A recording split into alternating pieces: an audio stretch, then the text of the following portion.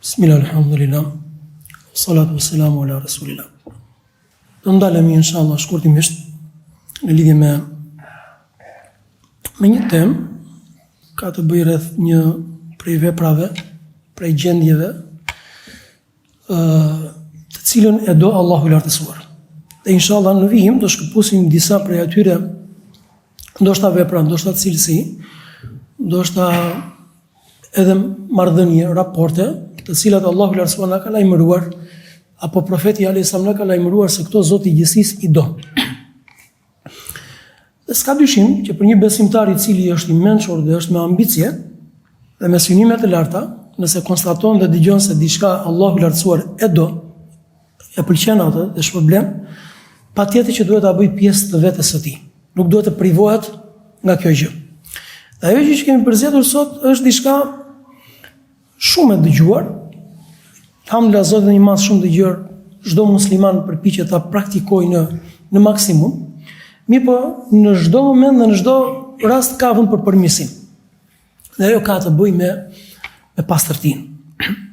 Dhe kur them me pastërtinë, kemi për qëllim të gjitha kuptimet që i përfshi dhe i përmban termi pastërti. Nuk mund të ekzistojë dhe nuk mund të jetë dikush më i pastër se sa muslimani. Flasim në tërësinë e kuptimeve të fjalës. Dhe në krye të çështjes është pastërtia e besimit, pastaj pastërtia nga gjunahet, pastaj pastërtia e zemrës, pastaj pastërtia e gjuhës, që e përfshi pastërtia e karakterit, pastaj pastërtia e fjalorit, pastërtia e veprave, e raporteve, e marrëdhënieve, pastaj pastërtia e trupit, pastërtia apo higjiena e përgjithshme, pastërtia e vendit, pastërtia e përgjithshme, publike. Në të gjitha këto, po të marrësh dhe ta analizosh, do të shohësh që Allahu i lartësuar në Kur'anin famullar dhe pejgamberi alayhis salam nëpërmjet orientimeve të tij nuk e ka lënë në periferi, pra pa trajtuar. Përkundrazi është në bosh të çështjes, është në qendër të çështjes. Allahu i lartësuar thot, Allahu i do ata të cilët inna Allaha yuhibbu at-tawwabin wa yuhibbu al-mutatahhirin. Allahu i do ata të cilët shumë pendohen dhe i do ata të cilët janë shumë të pastër. Dhe gjithashtu pejgamberi alayhis salam çfarë ka thënë? An-nadhafatu min al-iman, pastërtia është prej besimit. Dhe nuk mund të gjesh në rrugën toksor një fe që ta ketë bërë pastërtinë pjesë të besimit. Mund të ketë orientime të përgjithshme për pastërtinë, por që dikë një fe tjetër përveç Islamit që ta bëj pastërtinë shtyllë të besimit, pjesë të besimit, apo gjysmën e besimit, pastërtia është gjysma e besimit, në një tekst tjetër, s'ke për të gjetur.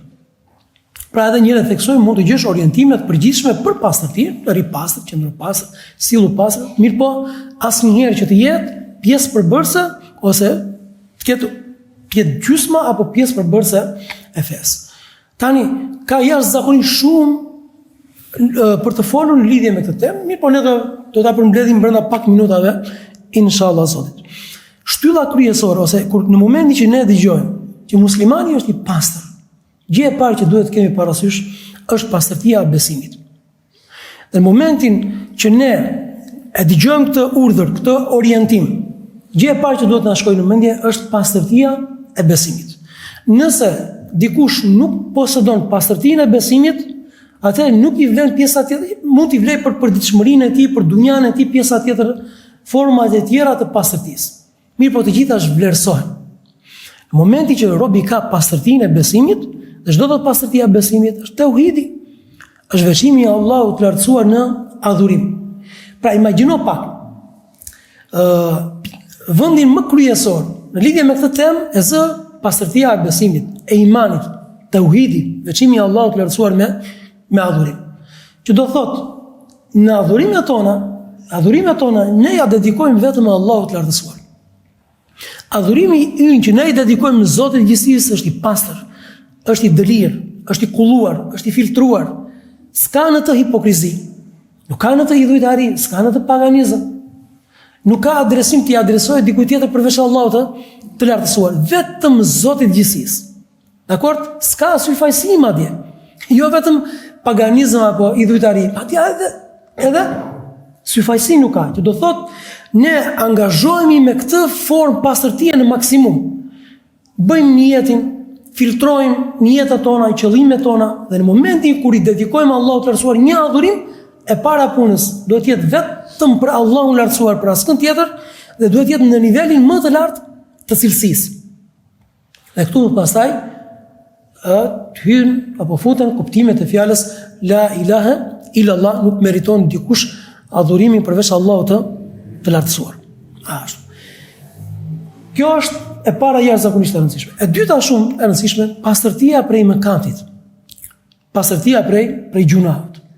Mëkati, gjunahu, kundërshtimi, rebelimi ndaj Zotit lartësuar, është pislëk, është rëndes, të bën pis fen tënde, të bën pis raportin tënd me Zotin e gjithësisë, të njollos dinjitetin, të njollos karakterin, të njollos imazhin tek të tjerët.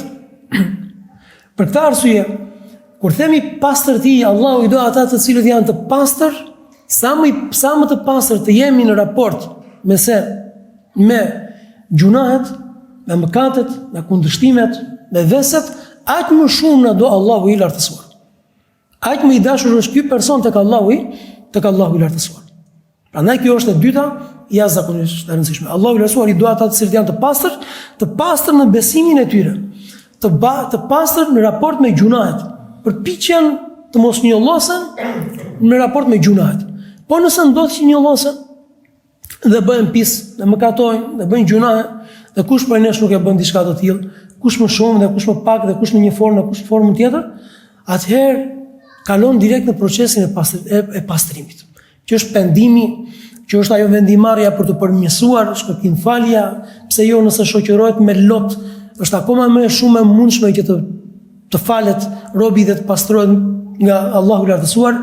Prandaj Allahu i do ata të cilët janë të pastër në besimin e tyre, larg shirkut, larg idhujtarisë, larg hipokrizisë, larg syfajsisë, të pastër në raport me gjunahet, larg gjunahut, qëndror larg gjunahut, larg mëkatit, të mundësisht, siç thot Allahu i lartësuar në surën Ali Imran, dhe kur të shohin atë gjë që ju ka përgatitur Allahu i lartësuar, do të dëshironin që të ishin larg mëkatit, larg gjunahut, emedan ba'ida, një distancë shumë të madhe. Pra jo që ti kishte prekur mëkati apo gjunahu, por do dëshironin të ishin një distancë jashtëzakonisht shumë të madhe. Nëse bijem, nëse gabojmë, atëherë çfarë bëjmë? Pendohemi. E treta dhe shumë e rëndësishme, pastërtia e karakterit. Dhe te karakteri përfshihet fjalori, por mbi të gjitha përfshihet zemra. Pastërtia e karakterit fillon nga zemra. Prandaj besimtari bën një betejë të madhe të pastrojë zemrën nga mendjemasia, nga arroganca, nga tundimet, nga epshet, nga pasionet e shfrenuara, të pakontrolluara, të cilat janë shumë të dëmshme, nga likësitë, nga smira, nga xhelozia, nga urrëtiet, nga të gjitha ato të cilat çfarë bëjnë? Këto nuk i mbulon dot shëmtinë e këtyre dhe dëmin e këtyre, nuk e mbulon dot një kostum i mirë. Nuk e mbulon dot një parfum cilësor. Nuk e mbulon dot dhe të qëndrojë, edhe nëse qëndron personi gjithë përpara pasqyrës dhe kurohet në aspektin e jashtëm, nuk i mbulon dot. Përkundrazi, në moment madje këto e zhvlerësojnë të tërën, të gjithën. Aspektin e jashtëm, aparencën, dukjen, investimin tek e jashtëmja, tek pastërtia e dukjes apo e aparencës apo e veshjes, që ne do të themi aty, e zhvlerëson të gjithën karakteri i brendshëm, zemra e personit. Ktu pastaj përfshihet fjalori i personit. A nuk thot pejgamberi alisam, Allahu i lartësuar nuk e do atë i cili ka një fjalor të ulët. Dhe njëkohësisht ka dhe raporte dhe marrëdhënie të ulta me të tjerët. Nuk e do Allahu i lartësuar. Dhe këtu pastaj robi nuk i bën dobi pjesa tjetër e pastërtisë mund të ketë apo pjesa tjetër e investimit që robi mund të ketë. Prandaj këtu mund të flasim pastaj pafund për sa i përket ajeteve dhe haditheve dhe orientimeve që janë për pastërtinë e zemrës. Pastërtia e gjuhës nuk i takon një besimtarit, thot pejgamberi sa që të jetë me fjalor të ulët. Takon një besimtarit. të bashkoj mes madhështisë, bukurisë, pastërtisë të Kur'anit famëlar, të haditheve, të namazit, të duave, të fjalorit të mirë që ka, me një fjalorit cili është i ullët. Tjetër gjë, pastërtia madje e mendimeve, deri tek pastërtia e mendimeve, e qëllimeve, e synimeve, besimtari është fisnik, i pastër, i dëlir, i kthjellët, i kontrolluar dhe në mendimet e tij. Pra përpiqet që të bëjë zap, të kontrollojë dhe të orientojë, të jenë të pastërta dhe mendimet e tij. Nëse rreshkasin në momentet caktuara, nëse në momentet caktuara na tradhton vetvetja jon, na tradhtojnë mendimet dhe shkojnë dhe kapërcejnë kufirin, kapërcejnë sinorin, kalojnë një zonë të minuar, kalojnë një zonë e cila është ndaluar, nuk të përket. Dakor? Dhe aty në atë zonë ti pastaj kalon tek territori i tjetrit, dhe ndoshta qoftë me mendimet e tua. Çfarë bën ke kaluar atë gjë që të përket apo që është sinori tënd, atë çfarë bën? Edhe këtu pendohet. Edhe këtu përpiqet që të përmirësohet. Pastërtia e konsumit ditor. Pastërtia e konsumit ditor. Pastërtia e ushqimit që ne hedhim në stomakun ton, pastërtia e asaj që çfarë shohim me syrin ton, filma, telenovela, seriale, të tjera që mund të përfshi, çfarë shikon syri, ku kullat, ku e lëshon besimtari syri. Pastërtia e konsumit ditor që përfshi çfarë shikojmë, çfarë dëgjojmë, çfarë mendojmë dhe çfarë lexojmë. Shumë e rëndësishme, konsum ditor çfarë lexojmë, sepse në bazë të asaj gjëje që ne lexojmë, në bazë të asaj gjëje që ne shikojmë, në bazë të asaj gjëje që ne mendojmë, e gjitha kjo se ju ethir, kjo do të lërë ndikim në zemër, do të lërë ndikim në formë, nga do formohet fjallori i robit, nga do formohen mendimet, konceptet, parimet, nga do formohen, ajo e gjë nga konsumi ditor. Pra, si është ajo shpreja, ti je çfarë ushqesh, është ajo shpreja famshme. Ti je çfarë ushqesh, çfarë hedhën stomakun tënd, ai do të jesh. Nëse ushqesh me gjëra të dëmshme, nuk presupozohet që dikush të ketë një trup, një fizik të shëndetshëm në moment që ushqet jashtëzakonisht keq. Dakor?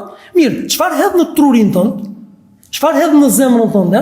Çfarë hedh ti në veten tënde? Prej leximit, prej shikimit, prej dëgjimit, prej mendimeve. Ky është konsumi ditor, ky është vaktet që kemi ne. Të gjitha këto bashkë formojnë robin. Ne formohemi në varësi dhe në bazë të asaj gjë që konsumojmë gjatë ditës. Dakor? Pastërtia e asaj gjë që konsumojmë jashtëzakonisht e rëndësishme. Tjetër gjë, pastërtia e raporteve dhe marrëdhënieve. Pastërtia e raporteve dhe marrëdhënieve me tjerët. Ku këtë raport, këtë marrëdhënie, çfarë bën pis? E bën pis hipokrizia, e bën pis tradhtia, e bën pis e njollos që robi të mos jeti i sinqert.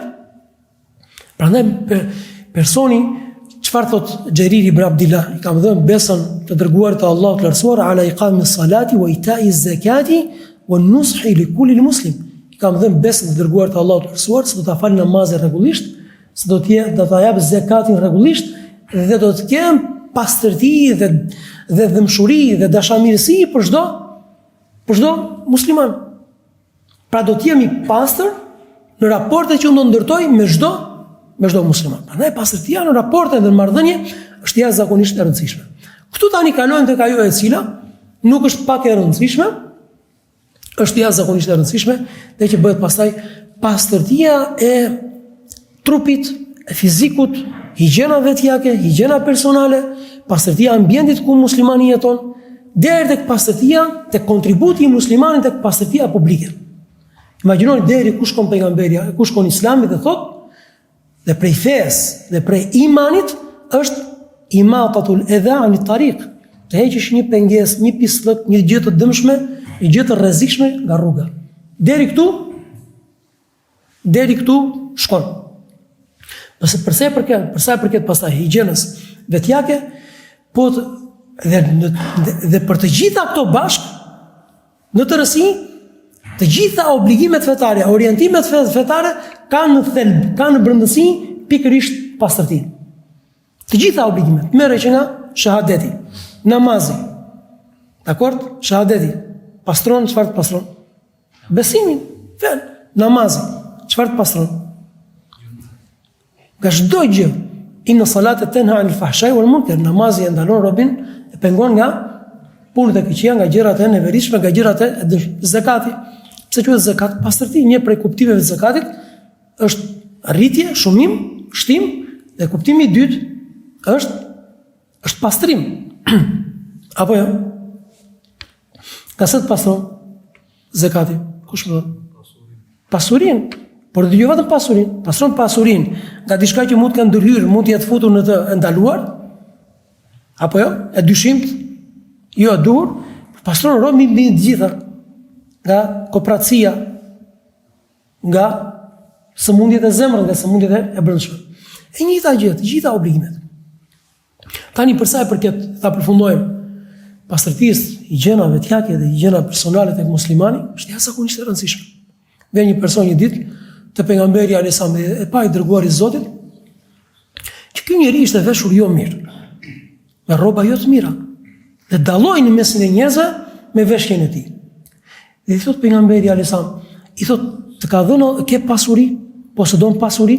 I thot, po i dërguari i Allahut, elhamdulillah, falënderim takon Allahut, nga të gjitha llojet e pasurisë. Përveç monedha, kam lop, kam bagëtin, kam dele, kam kuaj, kam, thot, më ka dhënë Allahu nga të gjitha mirësitë.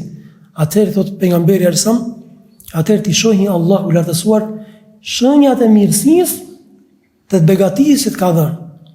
Ti shikoj Zotit, ti shikoj njerëzit, ti shijosh dhe ti. Atëherë pa kuj ka këto gjithë këto mirësi që të ka dhënë Allahu lartësuar nuk duken. Atëherë pse duhen këto? Në momentin që ti ka dhënë Zoti i gjithësisë për t'i arkivuar, për të bërë me mik aty dhe për të mbetur dhe për të kaluar tek Zoti i gjithësisë, dhe këto pastaj çfarë tham? Këto ndikojnë. Ku është problemi? Ndikojnë dhe në karakterin e robit. Kjo mos investimi, qoftë tek vetja, kuptohet, brenda normales, pa e tepruar, ndikojnë edhe ku? Edhe në karakter, do ndikojë edhe në kooperaci. Do ndikojë edhe duke qenë robi, do rështrënguar, do ndikojë edhe tek, nuk është çudi që të jetë edhe në kurriz të obligimit, edhe në dhënien e zakatit, edhe në dhënien e sadakave. Imagjino dikush që nuk shpenzon për veten e tij, ai s'ka për shpenzuar as për fëmijën. S'ka për shpenzuar as për familjen. Dhe nuk ka për të shpenzuar, lërë më pastaj kur ti kërkohet për të dhënë sadaka apo për të dhënë qoftë dhe zakatin. Këto janë, si thua, lë shenja në mënyrë të pashmangshme, Zoti na ruaj. Prandaj thotë, shenjat e mirësive dhe të begatisë që të ka dhënë Allahu i lartësuar duhet që të shprehen, duhet që të duken, të jenë të dukshme. Dhe në një moment tjetër vjen dikush i cili